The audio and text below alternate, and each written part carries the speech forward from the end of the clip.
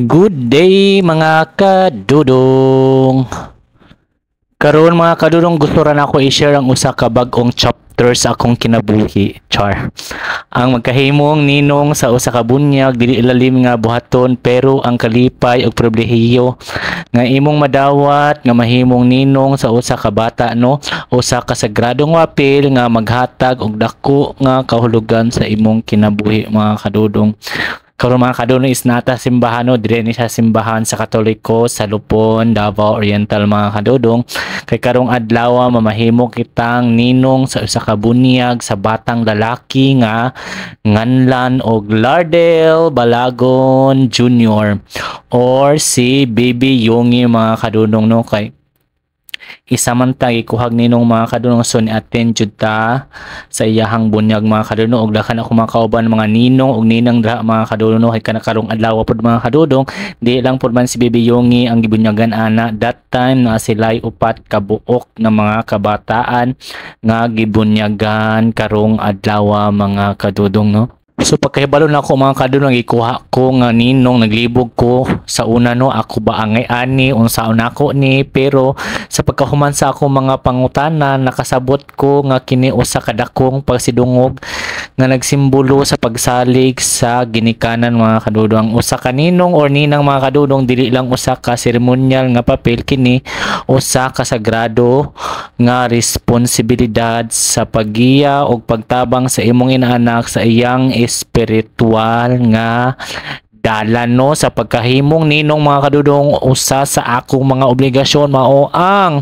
magampo pata sa ato akong mga inaanak no, ang pagampo alang sa ilang kahimsog, kalipay o espiritual nga pagtubo usa sa mga pinakadakong responsibilidad. Dili lang kini alang sa usa ka adlaw mga kadudong, magpadayon kini sa tanang panahon nga magtabang ko sa paggiya sa mga bata mga kadudong no. So dahil lang kinahuman to ang ilahang bunyag mga kadudong, mga 20 minutes human na din mga kadudong, napad ito isa ka bunyagan ni wala kaabot mga kadudong. Human na to mga kadudong is naabot din na sa venue, ang venue ani sa Erigid Eye Beach Resort mga kadudong no. Di siya resort, pag resort ka na pool, may pool, beach rin siya, beach.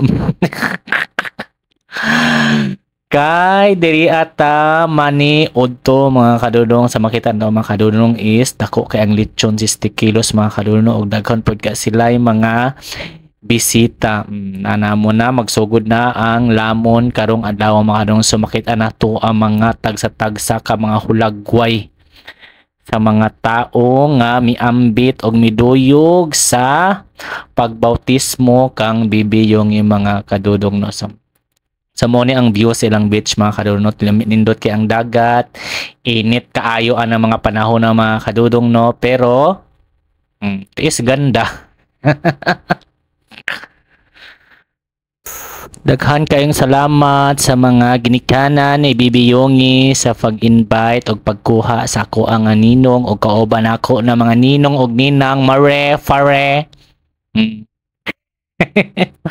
Wala jud ko maanan boss katong mga ano nako kanang mga kauban ako sa bunyag kanang magninong og ninang, wala jud ko naanad magmare og parino kay murag ano kanang awkward.